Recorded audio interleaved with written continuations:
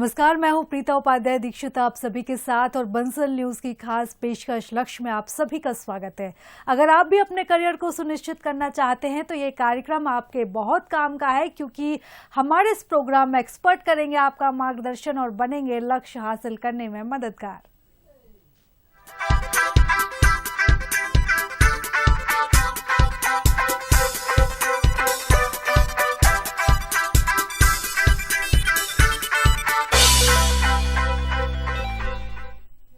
हमारे इस खास कार्यक्रम लक्ष्य में हम उन लोगों से आपको रूबरू कराते हैं जो शिक्षा के लिए बेहतर काम कर रहे हैं और छात्रों के मन में करियर को लेकर उठने वाले सवालों का जवाब देते हैं और कैसे शिक्षा का स्तर बढ़े इसके लिए कोशिश कर रहे हैं। लक्ष्य के इस खास पेशकश में हमारे साथ भोपाल से अरविंद कुमार सेन मौजूद हैं जो एक कोचिंग क्लासेस के डायरेक्टर हैं, और साथ में मौजूद है श्रद्धा गौतम जो एक कोचिंग क्लास की स्टूडेंट है। लक्ष्य में आप दोनों का ही बहुत स्वागत है। Thank you sir. तो अरविंद जी, सबसे पहला मेरा सवाल आपसे ही है। आप एक शिक्षक हैं, तो सबसे पहले आप हमारे दर्शकों को अपने बारे में बताइए और अपनी कोचिंग के बारे में बताइए। मैं अरविंद कुमार सेन, मेरी भोपाल में टोटल 4 ब्रांचेस हैं। एक यहाँ पर हर्षवर्धन नगर, जहांगीराबाद, अशोका गार्डन, हर्षवर्धन नगर और एक भीमनगर में भी है। तो हमारे यहाँ पे क्या है कि मैथ साइंस वाले स्टूडेंट आते हैं, और हमारे यहाँ पे जैसे बात करें कि हर्षवर्धन नगर में फिजिक्स मैं लेता हूँ, फिर केमिस्ट्री श्री मस्कूर खान सर लेते हैं, मैं खुद उनसे पढ़ा ही हूँ। बाकी जवाहर चौक की बात करें तो जवाहर चौक पे अजय सर, श्री राम नरेश सर, और यहाँ पर बाकी दूसरे ब्रांच पे बात करें तो किशोर सर, राकेश सर, इन सभी के साथ मिलकर हम क्लास संचालित करते हैं। और हमारे यहाँ पे मैथ साइंस के ज़्यादा स्टूडेंट आते हैं, और इसके साथ ही हम कॉम्पिटिशन की भी तैयारी कराते हैं। और कंपटीशन की तैयारी करने के लिए अशोका गार्डन में ABC कोचिंग क्लासेस, वहाँ पे फिजिक्स पूरा देखता हूँ। इसके बाद MP नगर में KD क्लासेस है, तो KD क्लासेस में भी फिजिक्स का जो कंपटीशन की क्लासेस हैं उसकी भी क्लास संचालित कराता हूँ। जी, हमारे साथ श्रद्धा भी मौजूद है। श्रद्धा, आपसे जानना चाहेंगे कि आप कोचिंग चाहती हैं, तो आप अपने नज़रिए से बताइए कि आपको कोचिंग में क्या क्या सुविधाएं, आपको संसाधन कोचिंग में उपलब्ध कराए जाते हैं। सबसे पहले तो मैं बंसल न्यूज़ का बहुत ज़्यादा धन्यवाद करना चाहूँगी कि उन्होंने मुझे ये अपॉर्चुनिटी दी ताकि मैं यहाँ पे आके सबसे बात कर सकूँ। मेरे कोचिंग में time to time test provide किए जाते हैं। सर बहुत अच्छे से समझाते हैं, इजी लैंग्वेज में, सिंपल लैंग्वेज में समझाते हैं, जो कि हम लोगों के लिए रिवीजन के टाइम पे बहुत ज़्यादा हेल्पफुल होता है। हम अपने रिवीजन के टाइम पे जब भी डाउट्स होते हैं तो सर से पूछ सकते हैं। हमारे में सर हमेशा मोटिवेट करते हैं हमको। टाइम टू टाइम टेस्ट होते हैं। हमारे स्वास्थ्य के लिए सर हमेशा हमारा ध्यान रखते हैं, और योगा के लिए भी सर हैं जो वो हमको मेडिटेशन और योगा करवाते हैं। बिल्कुल श्रद्धा, आपने कोचिंग के बारे में तो बता दिया, अब आप अपने बारे में बताइए कि आप कौन सी क्लास में, कौन सी स्ट्रीम की स्टूडेंट हैं। मैम मैं 12th क्लास की हूँ। मैम मेरा PCM स्ट्रीम है। इसी के और मैं model high secondary school TT Nagar Bhopal के में जो है वो उस स्कूल में पढ़ती हूँ। जी, अरविंद जी, हम आपकी तरफ आना चाहेंगे। जैसा कि श्रद्धा ने अभी जिक्र किया कि वो PCM की स्टूडेंट हैं, आपकी कोचिंग क्लासेस में सबसे ज़्यादा किस स्ट्रीम के बच्चे आते हैं और बच्चों की संख्या, स्टूडेंट की संख्या लगभग कितनी होगी? मैम हमारे यहाँ पे तो मैथ साइंस मतलब मैथ और बायो वाले स्टूडेंट ज़्यादा आते हैं, तो मैथ्स वाले स्टूडेंट ही ज़्यादा रहते हैं, क्योंकि हमारी जो क्लासेस हैं पूरी मैथ साइंस की क्लासेस हैं। तो मैथ साइंस में मैथ की संख्या तो मैक्सिमम होती है, और बायो वाले भी बच्चे लगभग उतने ही होते हैं। और हमारे यहाँ पे जो है तो मैथ के लिए तो उसमें मैथ में जैसे फिजिक्स है, केमिस्ट्री है, मैथ्स है, बायो है, इन सब के लिए अलग अलग फैकल्टी भी उपलब्ध है। जी जी। अरविंद जी, ये तो हमने जिक्र किया कि कितने बच्चे, कितने स्टूडेंट आपकी कोचिंग में आते हैं। साथ ही आपसे ये भी समझना चाहेंगे कि हर तरह के बच्चे आपकी कोचिंग क्लासेस में आते हैं। कई बच्चे पढ़ाई में बहुत ज़्यादा अच्छे होते हैं, कुछ एवरेज होते हैं, और कुछ बच्चे ऐसे भी होते हैं जिनका बेस क्लियर नहीं होता, जिनकी नींव थोड़ी सी कमज़ोर होती है। तो कोचिंग में चूँकि इतने सारे बच्चे आते हैं तो ये पॉसिबल नहीं हो पाता कि हर एक बच्चे पे पर्सनली उस तरह से ध्यान दिया जाए। लेकिन मैं आपसे समझना चाहती हूँ कि आपकी कोचिंग में कैसे एक एक बच्चे पर ध्यान दिया जाता है। मैम हमारे यहाँ कोचिंग, जो हमारी कोचिंग इंस्टीट्यूट है, कोचिंग संस्थान है, तो उसमें सबसे पहले हम क्या करते हैं कि जो बैच है तो बिल्कुल स्मॉल बैच बनाते हैं, ज़्यादा बैच नहीं बनाते। तो उसके बाद क्या है कि हम लोग रेगुलर, जैसे यूनिट खत्म हुई तो उसके बाद टेस्ट सीरीज रखते हैं। तो टेस्ट सीरीज में जो बच्चे कमज़ोर होते हैं उसको पहले हम लोग आइडेंटिफाई कर लेते हैं, और उस टेस्ट सीरीज से ही पता चल जाता है कि बच्चा पढ़ने वाला है कि कमज़ोर है, कि कितना मेहनत करने की आवश्यकता है। इन सब पर हम काम करते हैं। और हमारे यहाँ तो मैम लगभग जो भी बच्चे हैं तो साइंस वाले बच्चे थोड़ा सीरियस होते हैं, सिंसियर बच्चे होते हैं, और उनके लिए क्या है कि टेस्ट सीरीज ही सबसे अच्छा माध्यम है जिसके द्वारा हम उनको बता सकते हैं। जी, श्रद्धा हमारे साथ जुड़ी। श्रद्धा, आपसे समझना चाहेंगे कि एग्जाम का अभी ये टाइम चल रहा है, तो कैसे आपकी तैयारी चल रही है, कितना समय आप सेल्फ स्टडी को देते हैं, किस तरह से आपने अपना टाइम टेबल बनाया हुआ है, कैसे आपकी पढ़ाई चल रही है अभी? मैम, जैसे टाइम टेबल के अकॉर्डिंग हमको सर भी हमेशा टारगेट देते हैं और हमेशा ये बोलते हैं कि टाइम टेबल आप पीरियड वाइज मत बनाओ क्योंकि वो कभी सॉल्व नहीं हो पाता है, लेकिन अगर आप टारगेट के अकॉर्डिंग वर्क करोगे तो वो हमेशा सॉल्व होगा। इसलिए मैं सुबह 5 to 5:30 तक उठ जाती हूँ। फिर देन अपनी मेंटल हेल्थ का भी ध्यान रखना ज़रूरी है क्योंकि बोर्ड्स का टाइम है, स्वास्थ्य खराब ना हो जाए, इसके कारण भी ये भी ध्यान रखना ज़रूरी है। इसलिए मैं मेडिटेशन करती हूँ। देन उसके बाद अपना जो टारगेट जो सर डेली प्रोवाइड करते हैं उस टारगेट को कंप्लीट करती हूँ। देन उसके बाद मैं बीच बीच में अपना पढ़ाई करते करते बीच बीच में थोड़ा सा ब्रेक भी लेती हूँ। ब्रेक लेना ज़्यादा ज़रूरी होता है क्योंकि लगातार भी नहीं पढ़ना चाहिए, तो मैं अपना ब्रेक लेती हूँ। देन उसके बाद फिर मैं अगेन पढ़ाई करती हूँ।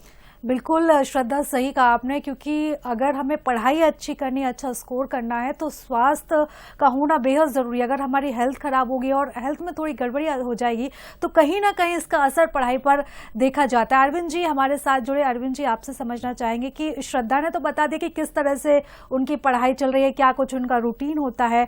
मैं आपसे भी समझना चाहूँगी क्योंकि जो एग्ज़ाम का समय होता है, स्टूडेंट पर तो जितना प्रेशर होता है, आप शिक्षकों पर भी उतना ही प्रेशर देखा जाता है, तो कैसे बच्चों को एग्जाम टाइम पे पढ़ाया जाता है कोचिंग में? मैम, जैसे कि एग्जाम टाइम में बच्चों के साथ साथ टीचरों भी प्रेशर होता है कि एक तो कोर्स टाइम से कंप्लीट करना है, प्लस बच्चों का रिवीजन करवाना है। जो बच्चे कमज़ोर हैं तो उनके अलग से एक्सरसाइज करना, टेस्ट कंडक्ट कराना। जो बच्चे पढ़ने में बहुत अच्छा एक्स्ट्रा ऑर्डिनरी है तो उनके लिए अलग से मेहनत करना, टेस्ट सीरीज लेना, कैसे तैयार करना कि बोर्ड में वहाँ पर मेरिट में कैसे आएँ। तो मैम, टेस्ट सीरीज तो हम लोग कराते हैं चैप्टर बाई चैप्टर। इसके साथ ही हर एक बच्चे पर ध्यान देते हैं। अगर किसी बच्चे को डाउट है तो डाउट क्लास रखते हैं, और बाकी जो बच्चा कमज़ोर है उसको एक्स्ट्रा टाइम देते हैं, उसको अलग से बुलाते हैं। संडे जो टाइम मिलता है संडे की क्लास लेते हैं। तो इस प्रकार पूरा प्रयास रहता है कि बच्चा कैसे स्कोर करे, बच्चा कैसे बहुत अच्छा इंप्रूव करे अपने आप। तो मैम, पॉसिबल सिर्फ ऐसे हो सकता है कि बच्चा भी ज़्यादा टाइम देता है, हम भी टाइम देते हैं, और दोनों मिल के काम करते हैं तो काफ़ी अच्छा होता है। बिल्कुल। श्रद्धा, आपसे समझना चाहूँगी कि टेक्निकल एजुकेशन में आप बंसल समूह की किन नीतियों को पसंद करती हैं? मैम, अभी रिसेंटली में हमारे कोचिंग में भी बंसल ग्रुप आया था और हम लोग भी यहाँ से हमारे सर हमको लेके गए थे बंसल कॉलेज। मैंने वहाँ पे बहुत सारी टेक्निकल चीज़ें देखी। वहाँ पे बंसल कॉलेज बंसल ग्रुप जो है वो टेक्निकल वर्क्स तो कराते ही हैं, एज वेल एज वो थ्योरेटिकल भी हैं, लेकिन वो प्रैक्टिकल पे ज़्यादा ध्यान देते हैं क्योंकि प्रैक्टिकल हम जानते हैं कि लाइफ में ज़्यादातर प्रैक्टिकल वर्क्स ही रहते हैं और फ्यूचर में जाके भी प्रैक्टिकल वर्क्स ही आपको करने पड़ते हैं। इसके कारण मैंने ये बहुत अच्छी चीज़ है बंसल ग्रुप की कि वो ज़्यादातर प्रैक्टिकल चीज़ों पे ध्यान देते हैं, इसीलिए मुझे अच्छा लगता है।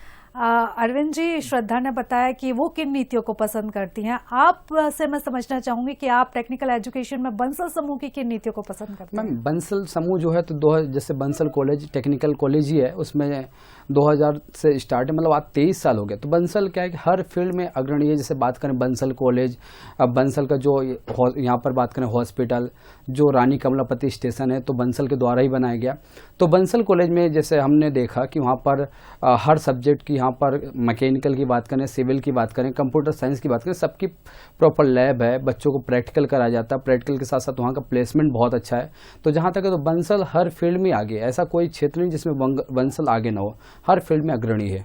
जी, श्रद्धा, मैं आपसे समझना चाहती हूँ कि आपने अपना विषय का चुनाव तो कर लिया, लेकिन अब आगे की आपकी प्लानिंग क्या है? आपकी चुनौती ये है कि आप किस फील्ड में जाना चाहती है, किस क्षेत्र में आगे आप और पढ़ाई करना चाहती हैं, तो क्या कुछ आपने अपने लिए डिसाइड किया और कैसे आपकी उसमें तैयारी चल रही है? मैम, मुझे टेक्निकल वर्क्स करना अच्छा लगता है, इसलिए मैं ऐसा सोचा है कि आगे जाके मैं सॉफ्टवेयर इंजीनियर बनना चाहती हूँ। और इसके कारण मुझे क्योंकि आईटी में भी इंटरेस्ट है और इसलिए मैं आगे जाके अच्छी कंपनीज में इंटरव्यू दूंगी और सॉफ्टवेयर इंजीनियर बनना चाहती हूँ। जी, अरविंद जी, जैसा कि जिक्र किया श्रद्धा ने कि वो इंजीनियर बनना चाहती हैं, लेकिन कई स्टूडेंट ऐसे होते हैं जो 11th-12th तक भी डिसाइड नहीं कर पाते कि उनको किस फील्ड में जाना है, किस क्षेत्र में जाना है, आखिर उनको अपने करियर में करना क्या है। तो आपकी कोचिंग में किस तरह से बच्चों की काउंसलिंग की जाती है, ऐसे स्टूडेंट का मार्गदर्शन किया जाता है? हमारी कोचिंग में जब बच्चा एडमिशन लेता है तो सबसे पहले हम बच्चों से पूछते हैं कि बच्चों के, जैसे बच्चे हमारे यहाँ पे आते हैं तो साइंस वाले होते हैं, तो उनका जो ज़्यादा जो रुचि है, जो रुझान है, तो उनका क्या है, IIT JEE करना, नीट करना है, मेडिकल फील्ड में जाना, इंजीनियरिंग फील्ड में जाना। कुछ बच्चे ऐसे हैं कि जिनको कंपटीशन के एग्जाम में बात करें कि यहाँ पर UPSC MPPSC सबकी तैयारी करते हैं, तो इसके लिए हमारे यहाँ पे एक्सपर्ट होते हैं बाहर से। जैसे बात करें कि अभी बंसल समूह के द्वारा हमारे यहाँ पे जवाहर चौक में विजिट किया गया, वहाँ बताया गया कि कॉलेज के बारे में बताया गया, अपनी खूबियों के बारे में बताया गया। और बच्चा क्या है कि अगर जैसे बच्चा मिलता है कि पूछता है कि हमें किस फील्ड में जाना चाहिए सर, क्या करें, इस फील्ड में क्या है, तो हम उसको पूरे स्कोप बताते हैं, पूरे सभी फील्ड के बारे में बताते हैं।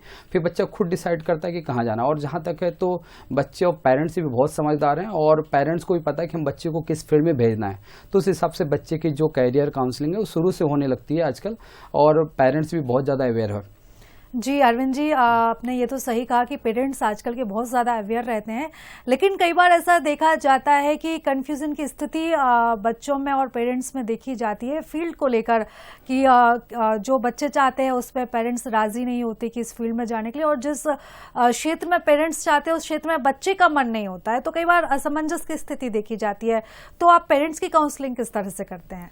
जैसे मैम पेरेंट्स की जो काउंसलिंग की बात करें तो पेरेंट्स आते हैं, पेरेंट्स से पूछते हैं क्या है, तो पेरेंट्स खुद बोलता है कि हमें बच्चों को जैसे कन्फ्यूजन होता है कि हम क्या करें सर, आप बताइए क्या है। तो एक तो बच्चे को हम देखते हैं, हम बच्चा हमारे पास आता है, संपर्क में रहता है, साल 2 साल पढ़ता है, तो पता चल जाता है कि बच्चे का रुझान किस में है। सबसे बड़ा बच्चे का मतलब रुचि, बच्चे को जाना कहाँ है। अगर बच्चे को डिसाइड होगा तो ज़्यादा अच्छा रहेगा। तो जो पेरेंट्स आते हैं तो हम बताते हैं कि इस फील्ड में करना है, बच्चा टेक्निकल फील्ड में जा सकता है, मेडिकल फील्ड में जा सकता है, कि गवर्नमेंट जॉब की तैयारी करना क्या है, तो हम उसके अकॉर्डिंग करते हैं। और एक बच्चे को देख के भी डिसाइड कर सकते हैं कहाँ कैसे, क्योंकि बच्चे की रुचि क्या है। अगर बच्चा कोई पढ़ना ही नहीं चाहता, बच्चा पढ़ना यहाँ पर उसका रुचि नहीं, तो फिर हम कैसे कर पाएंगे। तो एक बच्चे को भी देख के हम डिसाइड कर सकते हैं, और पेरेंट्स ऑलरेडी बताते हैं कि हमें किस फील्ड में करना है। बिल्कुल अरविंद जी, क्योंकि ये ज़रूरी नहीं होता कि बच्चा अगर पढ़ाई में अच्छा नहीं है तो वो किसी और फील्ड में अच्छा नहीं कर सकता। हर बच्चे की अपनी रुचि होती है, अपनी समझ होती है, और कई बच्चे गायन में बहुत अच्छे होते हैं, डांस में बहुत अच्छे होते हैं, स्पोर्ट्स में बहुत अच्छे होते हैं। तो अगर उसको सही समय पे भांप लिया जाए शिक्षक द्वारा, पेरेंट्स द्वारा, और उसको सही समय पर उस सही जगह उसका लक्ष्य अगर निर्धारित किया जाए, तो उसको बहुत जल्दी बहुत कुछ उपलब्ध करने में मदद इसमें साबित हो सकती है। श्रद्धा हमारे साथ जुड़ी। श्रद्धा, आपसे मैं जानना चाहती हूँ कि सोशल मीडिया का दौर है, क्या आप सोशल मीडिया यूज करती है, और अगर आप सोशल मीडिया यूज करती है तो कितने घंटे आप सोशल मीडिया पर बिताती है? मैम, मैं सोशल मीडिया अभी यूज़ तो कर रही हूँ, लेकिन मैं ज़्यादा नहीं करती हूँ, क्योंकि कभी भी ज़्यादा चीज़ करेंगे, ज़्यादा किसी भी चीज़ की अति नहीं होना चाहिए, वो नुकसानदायक होती है। इसलिए मैं सोशल मीडिया सिर्फ व्हाट्सएप यूज़ करती हूँ, वो भी सिर्फ पढ़ाई से रिलेटेड स्टडी के लिए, क्योंकि हमारा अभी कोविड के बाद ग्रुप्स बन गए हैं स्कूल के, और कोचिंग के भी ग्रुप्स बने हैं, जिसके कारण मैं ज़्यादातर गूगल का हेल्प लेती हूँ। कभी मेरे को कोई स्टडी में कुछ डाउट होते हैं तो उसको सॉल्व करने के लिए मुझे गूगल की हेल्प लेनी पड़ती है, और व्हाट्सएप ही यूज़ करती हूँ फॉर स्टडीज़ ओनली, लेकिन ज़्यादा नहीं यूज़ करना चाहिए, क्योंकि ज़्यादा नहीं करते हैं। अरविंद जी, आपसे समझना चाहती हूँ मैं कि तमाम दर्शक जो देख रहे हैं, आप क्या मैसेज उनको देना चाहते हैं, और साथ ही जैसा कि श्रद्धा ने जिक्र किया, सोशल मीडिया का जो वो यूज़ करती है वो सिर्फ पढ़ाई के लिए करती है, लेकिन हम देखते हैं कि आजकल के बच्चे सोशल मीडिया के जरिए कहीं ना कहीं भटक जाते हैं। तो एक मैसेज आप क्या दर्शकों को देना चाहते हैं इससे जुड़ा हुआ? दर्शकों को यही मैसेज देना चाहता हूँ कि जो बच्चे अगर बच्चे को मोबाइल प्रोवाइड कर दिए, तो बच्चा क्या है कि आजकल सोशल मीडिया पर बहुत ज़्यादा एक्टिव है, तो उसको वहाँ से सोशल मीडिया से रिमूव करवाना है। बच्चों को जो पढ़ाई लिखाई से रिलेटेड, जैसे यहाँ पे बात करें कि यूट्यूब पे बात करें तो बहुत सारे अच्छे लेक्चर मिल जाते हैं, तो मैं तो यही बोलूँगा कि सोशल मीडिया से थोड़ा सा दूर रखा जाए। जो आजकल सोशल मीडिया का ज़माना है, तो बच्चों को अपन कोशिश करेंगे कि जितना हो सके तो उतना मतलब दूर रखें। और सोशल मीडिया में अगर टाइम दे रहा है या फिर किसी मोबाइल पे ज़्यादा एक्टिव है, तो मतलब जो काम की चीज़ उसको देखें। जी अरविंद जी, आपने बहुत सही बात बोली, क्योंकि सोशल मीडिया का जितना फ़ायदा होता है उसका उतना नुकसान भी होता है। अगर सोशल मीडिया को अगर सही तरीके से यूज़ किया जाए तो बच्चों को, स्टूडेंट को उसके कई अनगिनत फ़ायदे भी मिल जाते हैं, लेकिन अगर इसका गलत तरीके से फ़ायदा उठाया जाए तो बहुत नुकसान ये बच्चों को कर सकता है। फिलहाल आप दोनों का ही बहुत बहुत धन्यवाद हमारे साथ जुड़ने के लिए। तो आज के लिए बस इतना ही। ताज़ा अपडेट के लिए जुड़े रहिए बंसल न्यूज़ के साथ। नमस्कार।